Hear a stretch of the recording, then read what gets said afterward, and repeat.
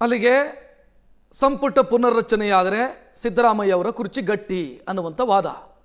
ಈ ಬಗ್ಗೆ ನಮ್ಮ ಜೊತೆಗೆ ಮಾತನಾಡೋದಕ್ಕೆ ರಾಜಕೀಯ ವಿಶ್ಲೇಷಕರು, ನಮ್ಮ ಅಸೋಸಿಯೇಟ್ ಎಡಿಟರ್ ಪ್ರಶಾಂತ್ ನಾಥು ಜೊತೆಗಿದ್ದಾರೆ. ಪ್ರಶಾಂತ್ ನಾಥು ಅವರೇ, ಈ ವಾದ ಗಮನಿಸ್ತಾ ಇದ್ದೀರಿ, ಕ್ಯಾಬಿನೆಟ್ ರೀಶಫಲ್ ಆಯಿತು ಅಂತಂದ್ರೆ ಸಿದ್ದರಾಮಯ್ಯ ಅವರ ಕುರ್ಚಿ ಗಟ್ಟಿ, ಅವಕಾಶ ಸಿಗತ್ತಾ ಅನ್ನುವಂಥ ಪ್ರಶ್ನೆ.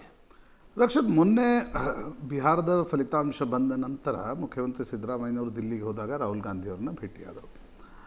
ಅವರೊಂದು 2-3 ವಿಷಯ ಪ್ರಸ್ತಾಪಿಸಿದರು. ಒಂದು, ಬಿಹಾರದ ಚುನಾವಣೆಯ ನಂತರವೂ ಕೂಡ ನಿಮ್ಮ ನಾಯಕತ್ವದಲ್ಲಿ ನಮಗೆ ವಿಶ್ವಾಸ ಇದೆ ಅನ್ನೋದನ್ನು. ಎರಡನೇದು, ಅವರು ಇಲ್ಲ ನೀವು ಸಂಪುಟ ಪುನಾರಚನೆಗೆ ಅವಕಾಶ ಕೊಡಿ ಅಂತಂದಾಗ ರಾಹುಲ್ ಗಾಂಧಿಯವರು ನೀವು ಮಲ್ಲಿಕಾರ್ಜುನ್ ಖರ್ಗೆ, ವೇಣುಗೋಪಾಲ್ ಜೊತೆ ಮಾತಾಡಿ ಅಂತಕ್ಕಂಥದ್ದನ್ನು ಹೇಳಿದ್ದಾರೆ.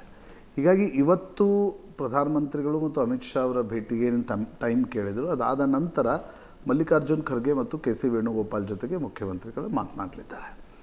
ಈಗ ಸಂಪುಟ ಪುನಾರಚನೆಗೆ ಅವಕಾಶ ರಾಹುಲ್ ಗಾಂಧಿ ಅಂದರೆ ಆ ಹಂತದಲ್ಲಿ ಬರಲ್ಲ. ಅದು ಆ್ಯಕ್ಚುಲಿ ಕೆಳಗಿನಿಂದ ಮೇಲೆ ಹೋಗಬೇಕಾಗತ್ತೆ. ಅಂದರೆ ವೇಣುಗೋಪಾಲ್, ಸುರ್ಜೇವಾಲಾ, ಕೆ ಸಿ ಮಲ್ಲಿಕಾರ್ಜುನ್ ಖರ್ಗೆ ಅವರ ಒಪ್ಪಿಗೆ ದೊರೆತ ನಂತರ ಗಾಂಧಿ ಕುಟುಂಬದ ಒಪ್ಪಿಗೆಯನ್ನು ತೆಗೆದುಕೊಳ್ಬೇಕಾಗತ್ತೆ. ಒಂದು ವೇಳೆ ರೀಶಫಲ್ಗೆ ಅವಕಾಶ ಕೊಟ್ಟರೆ, it's a very political common sense, ರೀಶಫಲ್ಗೆ ಅವಕಾಶ ಕೊಟ್ಟರೆ ನಾಯಕತ್ವ ಬದಲಾವಣೆ ಇಲ್ಲ ಅಂತ ಅರ್ಥ. ಆ ಕಾರಣದಿಂದ ಸಿದ್ದರಾಮಯ್ಯನವರು ಇದನ್ನು ಪುಷ್ ಮಾಡ್ತಿದ್ದಾರೆ. ಅವರು 2 ಸಂಗತಿಗಳನ್ನು ಮೊನ್ನೆ ರಾಹುಲ್ ಗಾಂಧಿ ಜೊತೆ ಪ್ರಸ್ತಾಪಿಸಿದರು. ಒಂದು ಇದು, ಇನ್ನೊಂದು ನೀವು KPCC ಅಧ್ಯಕ್ಷರ ಬದಲಾವಣೆಯನ್ನು ಕೂಡ ಮಾಡಿ ಹೊಸದಾಗಿ ಸತೀಶ್ ಜಾರಕಿಹೊಳಿ ಅವರನ್ನು PCC ಪ್ರೆಸಿಡೆಂಟಾಗಿ ಮಾಡಿ ಅಂತಕ್ಕಂಥ ಬೇಡಿಕೆಯನ್ನು ಕೂಡ ರಾಹುಲ್ ಗಾಂಧಿ ಮುಂದೆ ಇಟ್ಟಿದ್ದಾರೆ. ಈಗ ಹೈಕಮಾಂಡ್ ಏನು ತೀರ್ಮಾನ ತೆಗೆದುಕೊಳ್ಳುತ್ತೆ ಅನ್ನೋದು ಮುಖ್ಯ ಆಗೋದು. ಬಟ್ ಸಿದ್ದರಾಮಯ್ಯನವರ ಬಣ ಕಳೆದ 3-4 ತಿಂಗಳಿಂದ ಗಮನಿಸ್ತಿರುವ ಹಾಗೆ ಸಂಪುಟ ಪುನಾರಚನೆಗೆ ಪುಷ್ ಮಾಡ್ತಾ ಇದೆ, PCC ಅಧ್ಯಕ್ಷ ಸ್ಥಾನದ ಬದಲಾವಣೆಗೆ ಪುಷ್ ಮಾಡ್ತಾ ಇದೆ. ಯಾವುದೇ ಕಾರಣಕ್ಕೂ ಕೂಡ ನಾಯಕತ್ವ ಬದಲಾವಣೆಯ ವಿಷಯದ ಬಗ್ಗೆ ಸೋನಿಯಾ ಗಾಂಧಿ ಆಗಲಿ, ಪ್ರಿಯಾಂಕಾ ಗಾಂಧಿ ಆಗಲಿ, ರಾಹುಲ್ ಗಾಂಧಿ ಆಗಲಿ ತನ್ನ ಬಳಿ ಚರ್ಚಿಸಿಲ್ಲ ಅನ್ನೋದನ್ನು ಸಿದ್ದರಾಮಯ್ಯ ತನ್ನ ಆಪ್ತ ಸಚಿವರಿಗೆ ಸ್ಪಷ್ಟಪಡಿಸಿದ್ದಾರೆ. ಅಂದರೆ ನನ್ನ ಜೊತೆ 2023ರಲ್ಲೂ ಚರ್ಚೆ ಮಾಡಿಲ್ಲ, ಇಲ್ಲಿಯವರೆಗೂ ಯಾರೂ ಕೂಡ, ಇದು ಮಾಧ್ಯಮಗಳಲ್ಲಿ ಚರ್ಚೆ ಆಗ್ತಾ ಇದೆ, ಕಾಂಗ್ರೆಸ್ ವಲಯದಲ್ಲಿ ಚರ್ಚೆ ಆಗ್ತಿದೆ ಅನ್ನೋದು ಬಿಟ್ಟರೆ ನನ್ನ ಜೊತೆ ಗಾಂಧಿ ಕುಟುಂಬದ ಯಾರೂ ಕೂಡ ನಾಯಕತ್ವ ಬದಲಾವಣೆಗೆ ಸಂಬಂಧಪಟ್ಟಂತೆ ಚರ್ಚೆ ಮಾಡಿಲ್ಲ. ಆ ಕಾರಣದಿಂದ ಸಿದ್ದರಾಮಯ್ಯನವರು ಇನ್ನೂವರೆಗೂ ಕೂಡ ಕಾನ್ಫಿಡೆಂಟ್ ಆಗಿದ್ದಾರೆ. ಅವರ ಬಣ ಹೇಳ್ತಾ ಇರೋದು ಸಂಪುಟ ಪುನಾರಚನೆಗೆ ಪುಷ್ ಮಾಡ್ತಿದ್ದಾರೆ. ಈಗ ನೋಡಿ, ಬಿಹಾರದ ರಿಸಲ್ಟ್ಸ್ ಬಂದ ನಂತರ ನಾವು ಅವತ್ತು ಕೂಡ ಮಾತಾಡ್ತಾ ಇದ್ವಿ, ಯಾರು ತುಂಬ ಖುಷಿಯಾಗಿರ್ಬೋದು ಕರ್ನಾಟಕದಲ್ಲಿ ಅಂತಂದರೆ ಸಿದ್ದರಾಮಯ್ಯನವರು. ಯಾಕಂದರೆ ಒಂದು ಬ್ಯಾಕ್ವರ್ಡ್ ಲೀಡರ್ಶಿಪ್ಪನ್ನು ಇಷ್ಟು ಹೀನಾಯ ಸೋಲಿನ ನಂತರ ಕರ್ನಾಟಕದಲ್ಲಿ ತೆಗಿಲಿಕ್ಕೆ ಸಾಧ್ಯ ಆಗುತ್ತಾ ಕಾಂಗ್ರೆಸ್ಗೆ? That is a number 1 point. Number 2, ವಯಸ್ಸಿನ ಕಾರಣದಿಂದ ನೀವು ನನ್ನನ್ನು ತೆಗಿತೀರಿ ಅಂತಾದರೆ ನಿತೀಶ್ ಕುಮಾರ್ ಅದು ಹೆಚ್ಚು ಕಡಿಮೆ 200 ವರ್ಷಗಳ ಅಂತರದ ವಯಸ್ಸಿನಲ್ಲಿ ಒಂದು ದೊಡ್ಡ ಚುನಾವಣೆಯನ್ನು ಗೆದ್ದಿದ್ದಾರೆ. ನಾನು ಫಿಟ್ ಇದ್ದೀನಿ, ನಾನು ಕೂಡ ಚುನಾವಣೆಯನ್ನು ಎದುರಿಸಬಲ್ಲೆ ಅಂತಕ್ಕಂಥದ್ದನ್ನು ಒಂದು ವೇಳೆ ಆ ಪರಿಸ್ಥಿತಿ ಬಂದಲ್ಲಿ ಸಿದ್ದರಾಮಯ್ಯನವರು ಹೈಕಮಾಂಡ್ಗೆ ಬಹಳ ಸ್ಪಷ್ಟ ಶಬ್ದಗಳಲ್ಲಿ ಹೇಳುವ ಸಾಧ್ಯತೆಗಳು. 3ನೇದು ರಕ್ಷತ್ ಬಹಳ ಮುಖ್ಯ, ಹೈಕಮಾಂಡ್ಗೆ ಆ ಮ್ಯಾನ್ಯೂರಿಂಗ್ ಸ್ಪೇಸ್ ಇದೆಯಾ ಅಂತ. ನೀವು ಒಂದು ನಿರ್ಣಯವನ್ನು ತೆಗೆದುಕೊಳ್ಬೇಕಾದಲ್ಲಿ ನಿಮಗೆ ಪಾಲಿಟಿಕ್ಸ್ನಲ್ಲಿ ಚುನಾವಣೆಯ ಗೆಲುವಿನ ಒಂದು ಸ್ಪೇಸ್ ಕ್ರಿಯೇಟ್ ಮಾಡುತ್ತೆ ನಿಮ್ಮ ನಿರ್ಣಯಕ್ಕೆ. ಕಾಂಗ್ರೆಸ್ನ ಸೋಲಿನ ಮೇಲೆ ಸೋಲಿನ ಸ್ಥಿತಿಯಲ್ಲಿ ರಾಹುಲ್ ಗಾಂಧಿಗಾಗಲಿ ಕಾಂಗ್ರೆಸ್ ಹೈಕಮಾಂಡ್ಗಾಗಲಿ ಆ ಮ್ಯಾನ್ಯೂರಿಂಗ್ ಸ್ಪೇಸ್ ಸಿಗುತ್ತಾ? ಯಾಕಂದರೆ ಯಾವುದೇ ಕಾರಣಕ್ಕೂ ಹೈಕಮಾಂಡ್ ಸಿದ್ದರಾಮಯ್ಯನವರನ್ನು ಮುನಿಸಿಗೆ ತಳ್ಳಿ, ಅಸಮಾಧಾನಕ್ಕೆ ದೂಡಿ, ಬೇಸರಕ್ಕೆ ತಳ್ಳಿ ನಿರ್ಣಯವನ್ನು ತೆಗೆದುಕೊಳ್ಳುತ್ತಾ ಅನ್ನೋದು ಸಿದ್ದರಾಮಯ್ಯನವ್ರಿಗಿಂತ ಅಡ್ವಾಂಟೇಜ್ ಅಂತ. ಈಗ ಪ್ರಶಾಂತ್, ಅದು ಇಲ್ಲಿ ಒಂದು ವೇಳೆ ನಾವು ಇಫ್ಸ್ ಅಂಡ್ ಬಟ್ಸ್ ಅಲ್ಲಿ ಕೇಳ್ತೀನಿ, ಇದು ಪೂರ್ತಿ ಇಫ್ಸ್ ಅಂಡ್ ಬಟ್ಸ್ ಅಲ್ಲೇ ಆಗಬೇಕು.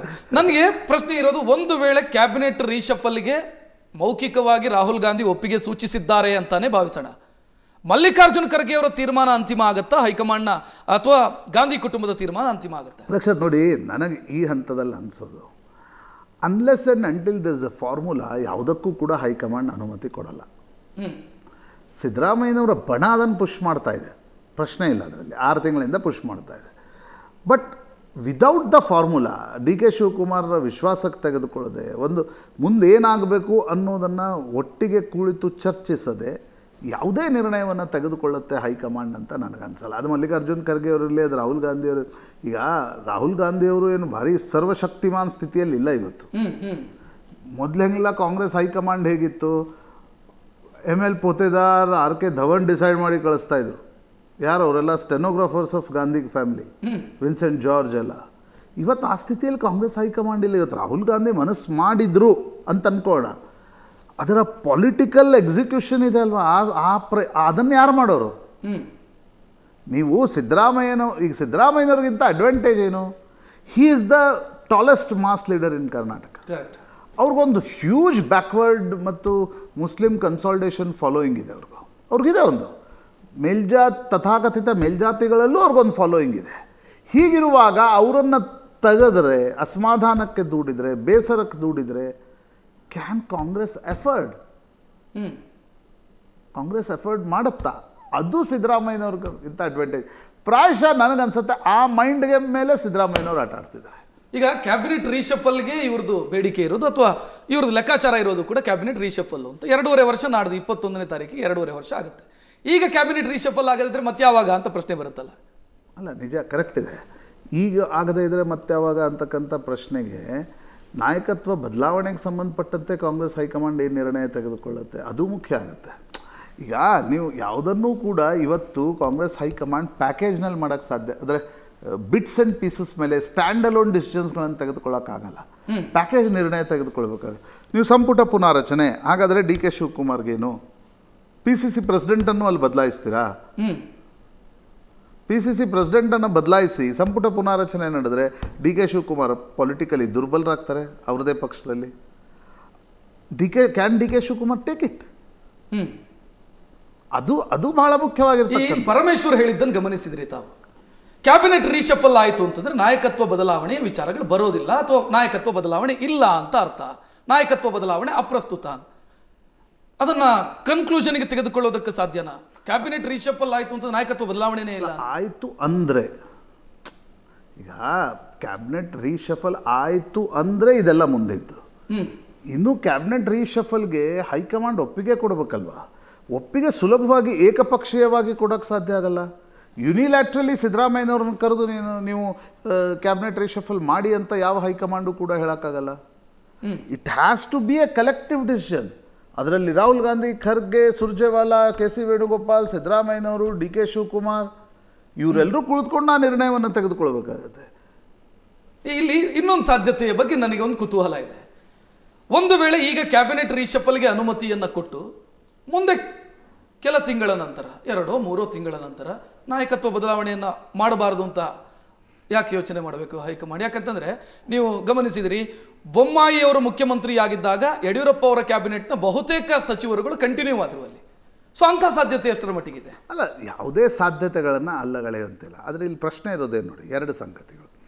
ಒಂದು, 2023ರಲ್ಲಿ ಡಿ ಕೆ ಶಿವಕುಮಾರ್ ಹೇಳುವ ಪ್ರಕಾರ ಸೋನಿಯಾ ಗಾಂಧಿ, ರಾಹುಲ್ ಗಾಂಧಿ ಮತ್ತು ಪ್ರಿಯಾಂಕಾ ಗಾಂಧಿ, ರಾಹುಲ್ ಗಾಂಧಿ ಬಗ್ಗೆ ಅವ್ರು ಹೇಳಲ್ಲ, ಸೋನಿಯಾ ಮತ್ತು ಪ್ರಿಯಾಂಕಾ ಗಾಂಧಿ ನನಗೆ ಫೇಸ್ ಟೈಮ್ನ ಒಂದು ಚಾಟ್ನಲ್ಲಿ ನನಗೆ ಇಲ್ಲ ನಿಮ್ಮನ್ನು ಮುಖ್ಯಮಂತ್ರಿ ಮಾಡ್ತೀವಿ 2.5 ವರ್ಷದ ನಂತರ ಅಂತಕ್ಕಂಥದ್ದನ್ನು, ಇದೇ ವಿಚಾರದ ಮಾತನಾಡೋಣ. ಬಹುಶಃ DK ಟೀಮ್ ಇಡ್ತಾ ಇರುವಂಥ ಲೆಕ್ಕಾಚಾರಗಳು, ಆ ಟೀಮ್ನ ಲೆಕ್ಕಾಚಾರಗಳು ಏನು ಅನ್ನೋದರ ಬಗ್ಗೆ ಒಮ್ಮೆ ನೋಡೋಣ ನಾವು.